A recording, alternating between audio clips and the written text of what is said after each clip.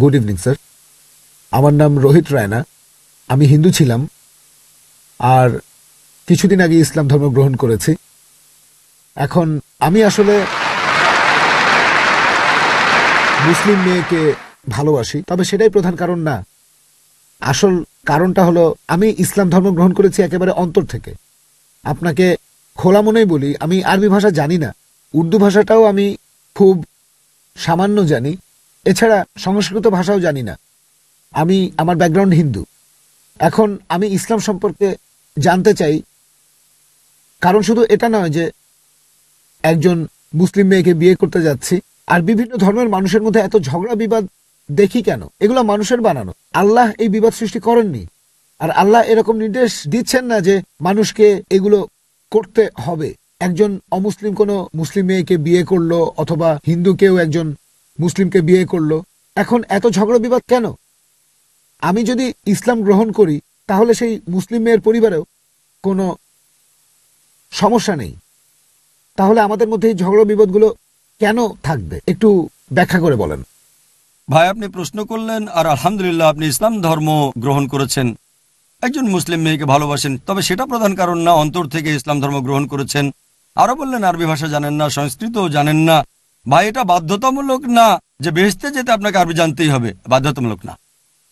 তবে এখন আমি ইংরেজির মাধ্যমে আরবি শিখছি। ভাই, আমি আগেও বলেছি যে বেহেশতে যাওয়ার জন্য আপনার আরবি ভাষা জানাটা বাধ্যতামূলক না। বলেছি আরবি জানলে কোরআন সবচেয়ে ভালোভাবে বুঝতে পারবেন। যদি আরবি না জানেন, কোরআনের অনুবাদ সেই ভাষায় পড়েন যেটা সবচেয়ে ভালো জানেন। ইংরেজি ভালো জানলে ইংরেজিতে কোরআনের অনুবাদ পড়েন, বাংলা ভালো জানলে বাংলা ভাষায় কোরআনের অনুবাদ পড়েন।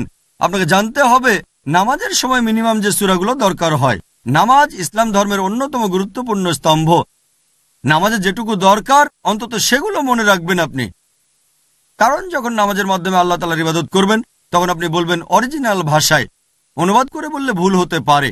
এটুকু বাদে ভাষা জানা বাধ্যতামূলক না, তবে কোরআনের অনুবাদ সেই ভাষায় পড়েন যেটা আপনি সবচেয়ে ভালো বোঝেন। এবার আপনার প্রশ্নে আমি আসি যে এত ঝগড়া বিবাদ কেন? আপনি ইসলাম গ্রহণ করেছেন, ঝগড়া বিবাদ কোথায়? যদি মুসলিমদের কথা বলেন, সেখানে তো কোনো ঝগড়া বিবাদ নেই। না, মুসলিমদের বিবাদ সম্পর্কে কিছু বলছি না, আমি বলছি হিন্দুদের বিবাদ সম্পর্কে। হিন্দুদের বিবাদ আমি কথা কেন বলছি? কারণ কোরআন বলছে সূরা বাকারা অধ্যায় 2 আয়াত 221, বলা হয়েছে তোমরা কোনো মুশরিককে কখনো বিয়ে করো না ঈমান না আনা পর্যন্ত। একজন মুমিন পুরুষ যদি সে কৃতদাসও হয়, একজন দাস হলেও সে কোনো মুশরিক পুরুষের চেয়ে উত্তম, যদিও সেই মুশরিক তোমাকে মুগ্ধ করে। আর মুশরিক মহিলাদের ক্ষেত্রে একই রকম, পুরুষদের জন্য। এটার কারণ হচ্ছে, ধরেন আপনার একটা গাড়ি আছে, তার দুটো চাকা দিলেন সাইকেলের আর দুটো দিলেন ট্রাকের। গাড়ি তাহলে চলবে কিভাবে? সবগুলো চাকা হতে হবে একই রকম। আর একজন ভালো আর ধার্মিক মহিলা চাইবে তার স্বামীও যেন বেহেশতে যায়, যেন জান্নাতে যেতে পারে। সেই মহিলা যদি বেহেশতে যাওয়ার পথ খুঁজে পায় আল্লাহর কাছে আত্মসমর্পণ করে শান্তি অর্জনের মাধ্যমে, তাহলে আপনাকেও সেজন্য অনুরোধ করতে পারে। সেজন্যই হয়তো ইসলাম গ্রহণ করেছেন। আর হিন্দুদের ব্যাপারে যদি আমাকে বলতে হয়, আমার ভিডিও ক্যাসেট দেখাতে পারেন, similarities between Islam and Hinduism. আমি তাদের বলবো, মানুষ এটাকে বলে ইন্টারফেথ, আমি তাদের বলবো অন্তত এটা মানেন। আমি অমুসলিমদের বলি, এই ইন্টারফেথ ডায়ালগে আমার কোনো ভরসা নেই যে ইসলাম ধর্ম যা বলে সেই কথা বলে হিন্দুইজম, আর খ্রিস্টান ধর্ম এই সবগুলো একই। এর সাথে আমি একমত না। বিভিন্ন ধর্মের ছাত্র হিসেবে আমি জানি পার্থক্য আছে। আমি তাদের বলি অন্তত এটা মানেন, একটা কিতাব একেবারে 100% ঈশ্বরের বাণী। খ্রিস্টানরা বলবে আমার আপত্তি নেই এটা মানতে যে বাইবেল 100% ঈশ্বরের বাণী।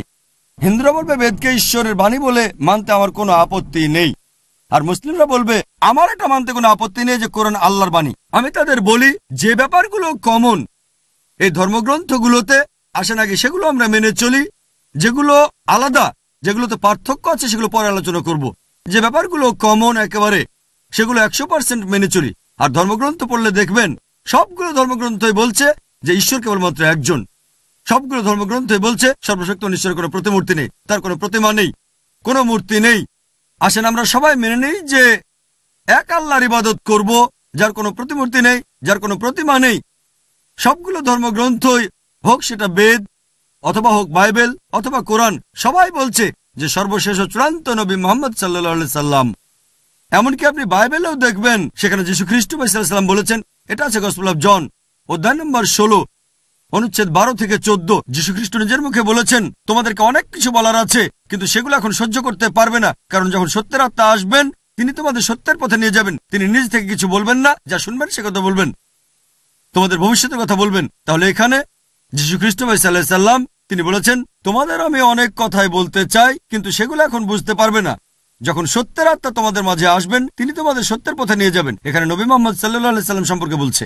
পৃথিবীর সবগুলো প্রধান ধর্মের পবিত্র গ্রন্থ, হিন্দুইজম, খ্রিস্টান ধর্ম, ইহুদি ধর্ম, ইসলাম, সব গ্রন্থই বলছে সৃষ্টিকর্তা একজন, শুধু তার ইবাদত করব, আর সর্বশেষ চূড়ান্ত নবী মুহাম্মদ সাল্লাল্লাহু আলাইহি সাল্লাম। তাহলে সব অনুসারীরা যদি তাদের ধর্মগ্রন্থ পড়েন, ইনশাআল্লাহ এই বিরোধ থাকবে না, সবাই আল্লাহর কাছে আত্মসমর্পণের মাধ্যমে শান্তি অর্জন করতে পারবে। আশা করি উত্তরটা পেয়েছেন।